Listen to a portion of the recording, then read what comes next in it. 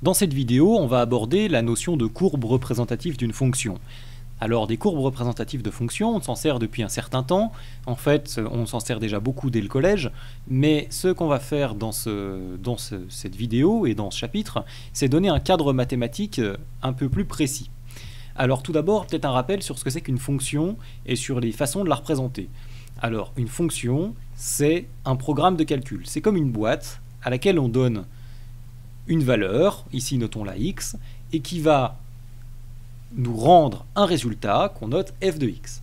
Par exemple, on peut résumer juste par une formule la fonction qui nous donne le carré d'un nombre plus 1. f de x égale x carré plus 1. C'est la fonction qui va nous donner le carré du nombre plus 1 pour n'importe quelle valeur de x. Par exemple, f de 2, ça va être 2 au carré plus 1, c'est-à-dire 5. La fonction, elle a un ensemble de définitions, c'est-à-dire l'ensemble des valeurs autorisées pour la fonction. Quand on définit ou qu'on donne la fonction, eh bien, on doit préciser l'ensemble de définitions. Par exemple, quand on a étudié la fonction racine carrée, la fonction qui pour une valeur de x renvoie la racine de x, eh bien on a vu que son ensemble de définitions, qu'on va noter d, c'est 0 plus l'infini, les nombres positifs, parce qu'on ne peut pas prendre la racine d'un nombre négatif. Donc, les valeurs autorisées, ce sera seulement les nombres positifs. Donc, l'ensemble de définitions de la fonction racine carrée, ça va être 0 plus l'infini. Enfin, on sait faire depuis un certain temps des courbes représentatives. On en a fait quand on a fait les fonctions de référence, c'est-à-dire les fonctions classiques que vous devez connaître. Par exemple, la fonction cube. La fonction cube, c'est la fonction qui, à n'importe quel nombre, associe, donc renvoie le cube de ce nombre. On a vu sa représentation graphique, et c'était cette courbe-là. Et cette représentation graphique, eh bien, comment est-ce qu'on la construit ?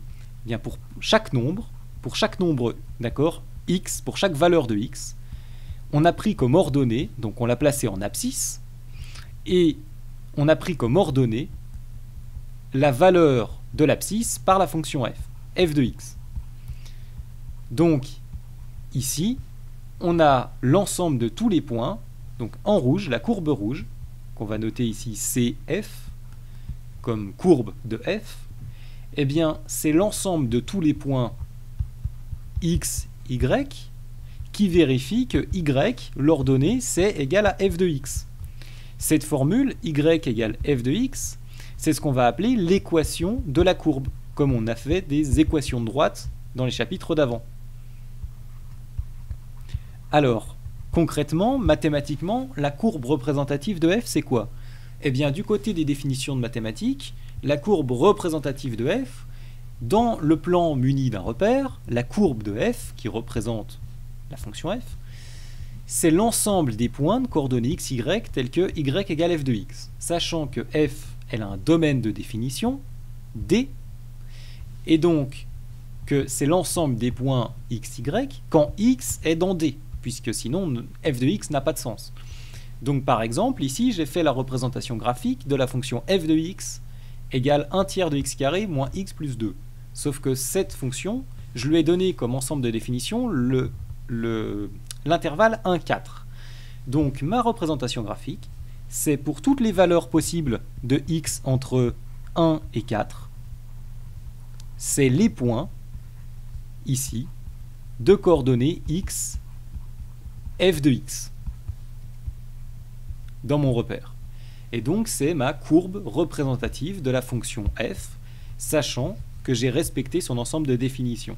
Je n'ai pas placé de point x, f de x, quand f de x n'existe pas, quand on est ailleurs que dans l'ensemble de définitions.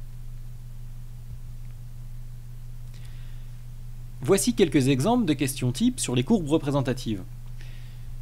Première question classique, le point A, de coordonnées moins 1, 3, appartient-il à la courbe représentative de la fonction f de x égale x plus 2 au carré, c'est-à-dire la fonction qui, pour un nombre x, associe x plus 2 au carré?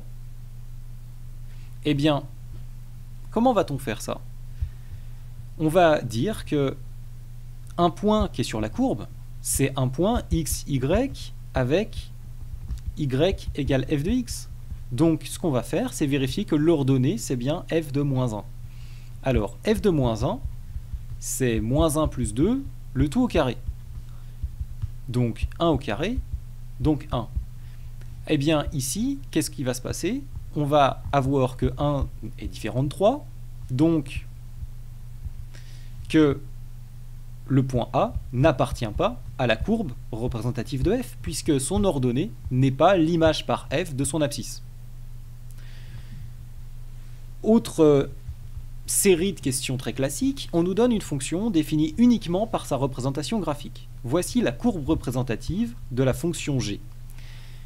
On ne sait pas quelle est la formule qui permet de faire les calculs pour la fonction g, mais on connaît ici le graphique de g. C'est quelque chose qui va nous arriver très souvent à partir de maintenant dans les exercices. Au lieu de nous donner la formule de la fonction, on va nous donner seulement son graphique. Donner l'image par g de 1. Eh bien, qu'est-ce que ça veut dire? Ça veut dire qu'on cherche g de 1. Eh bien, on va pouvoir l'obtenir en lisant la courbe. Ici, si on regarde en 1 et qu'on regarde l'image ici du point 1, eh bien, on va le lire en regardant les coordonnées de ce point sur la courbe. Ce point-là, il est d'abscisse 1 et d'ordonnée g de 1. Donc ici, on voit que g de 1 est égal à 4, graphiquement. Et on a donné l'image de 1 par la fonction g. Donner un antécédent de 5 par g. Bon, eh bien, si on part de 5 et qu'on regarde, est-ce que g vaut parfois 5, et si oui, pour quelle valeur? Quelles sont les valeurs qui donnent 5 par la fonction g? Eh bien, on regarde, ça correspond à ce point-là seulement sur la courbe, et ça arrive en 2. Donc, un antécédent de 5 par g, ça va être 2, puisque g de 2 égale 5.